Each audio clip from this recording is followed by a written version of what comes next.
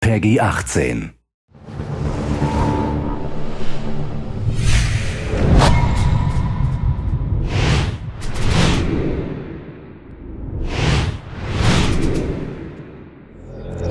When you look at it, Splinter Cell 1 was a benchmark when it came out, and Splinter Cell 3 was probably the best looking game of the last generation of consoles. So it was extremely important for us that when we released our Splinter Cell Conviction, that it came out as strong.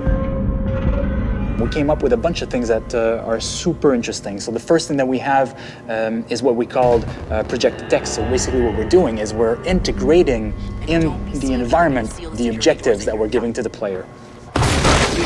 We'll actually be telling you what's happening or the information you wanted to know.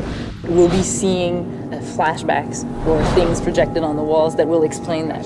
So everything is integrated in the environment, and it allows you to tell the story without taking the control from the player. So what Sam is thinking, what's happening somewhere else in the world, it's displayed while you're playing, while you're still immersed into the game. It's Coben, Andre Coben. One of the visions of never taking the controls away from the player is actually to not feel the loadings. But Sam knew Coben was in there. You're going to go from one location to another. We're going to hide the loading as much as possible. From one location, the camera's going to go in. We're going to play a movie while we're loading. You're going to arrive in the other location, and it's all going to be seamless.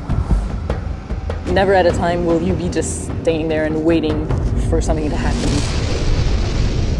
And another thing that we're really proud of is what we call our interrogation sequences. Some people in the game you're going to have to interrogate to move the story forward and get some information. And we've created a whole system that allows you to bash people. And also we have a damage system.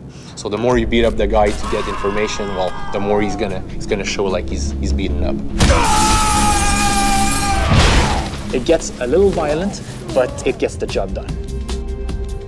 We wanted to have a unity of time and location because we find that makes it a lot more personal for players. It's more interesting story-wise because the events are unfolding a lot faster. So Washington was a very interesting location for us because obviously it's the heart of the United States. It's also a very interesting location for Sam Fisher. He was working for the US government.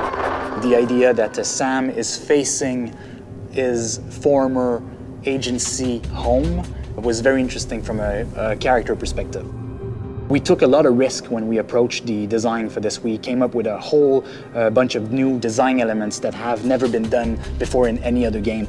And the day that all those elements came together was fascinating. It finally allows players to feel like the most elite spy agent in the world, be in control of him, and be able to do the things that they expect he should be able to do in those situations.